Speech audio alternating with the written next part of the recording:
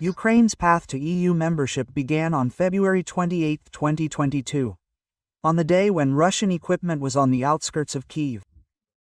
Ukraine officially asked the European Union for immediate accession under a special procedure.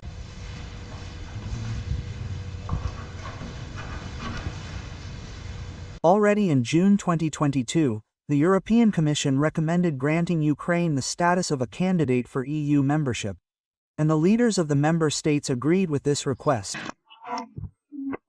Our opinion is based on a thorough and comprehensive assessment of the reality on the ground, and this data tells us that, in the opinion of the Commission, Ukraine deserves a European perspective. It deserves candidate status, of course, with the understanding that the country will carry out a number of important reforms. History takes its course, and I am not only talking about Putin's aggressive war.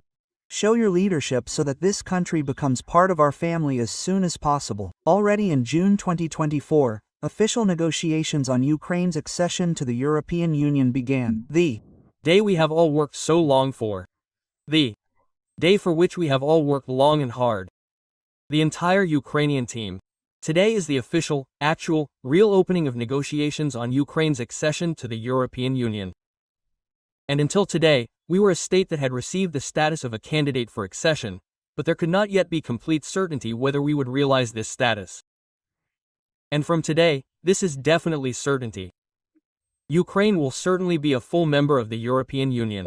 At the beginning of 2025, the head of the European Commission, Ursula von der Leyen, welcomed Kyiv for the pace of reforms. According to her forecasts, Ukraine will be able to complete all the procedures for joining the EU by 2030.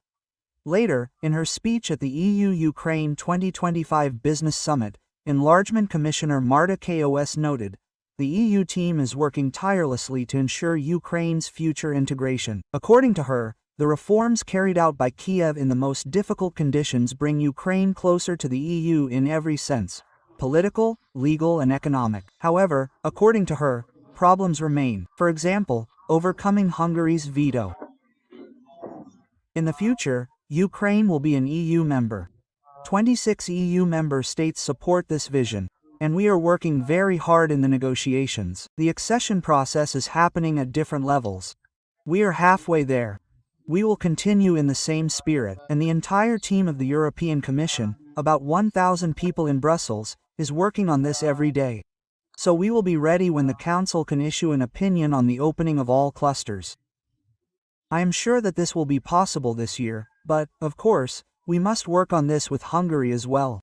Hungary has not yet lifted its veto on the actual opening of negotiations on Ukraine's accession to the EU. However, as Deputy Prime Minister for European and Euro-Atlantic Integration Olha Stefanishyna noted, the government team continues technical consultations with the Hungarian side and added, "The dialogue with Budapest is conducted not only by Ukraine and the European Commission, but also by the governments of France, Germany, Italy, and colleagues from Denmark, who will assume the presidency in the second half of 2025.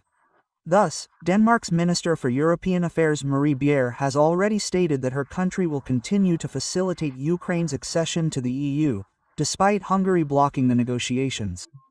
Hungary is the only country that prevents us from continuing negotiations on enlargement. The Ukrainians are ready, so to speak. The Ukrainians are ready for us to open negotiations on all sections, because we have made such great progress.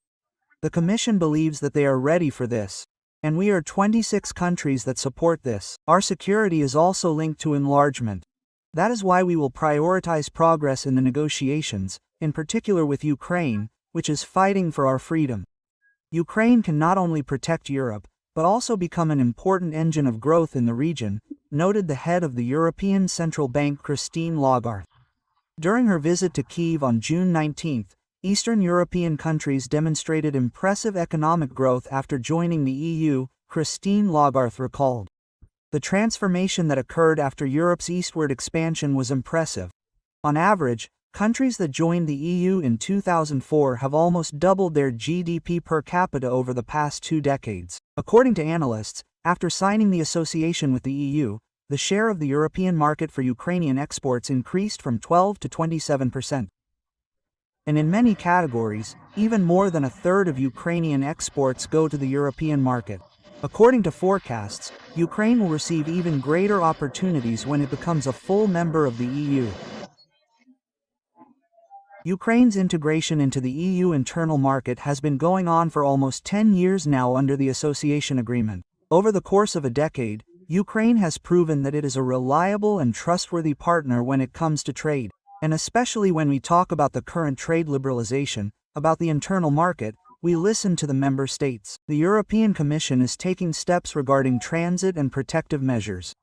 Even despite the full-scale war, Ukraine has gained great momentum to implement its legislation to the EU legislation, analysts are sure. According to them, not only the Ukrainian economy will receive great opportunities in the European market, but also the EU countries. For example, Ukraine's accession to the European Union can become a powerful economic stimulus for the countries of Central Europe. As reported by the publication Rzeczpospolita, citing a report by the Polish Economic Institute, Ukraine's GDP can grow by 26%.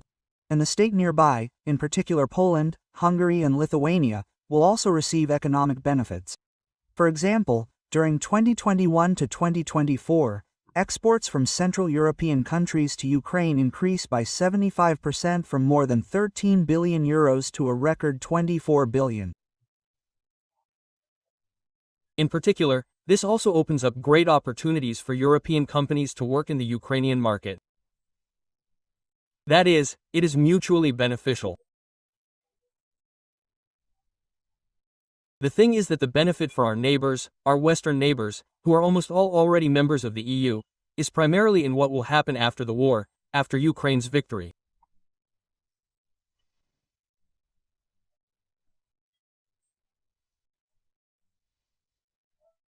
And there will be a very large-scale revival of Ukrainian business entities, not only the old ones, but also the construction, the formation of new business entities, the rebuilding of infrastructure.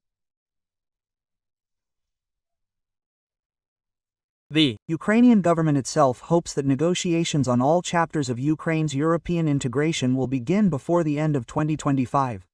The European Commission considers this realistic. Kristina Dombrovskaya for the Freed TV channel.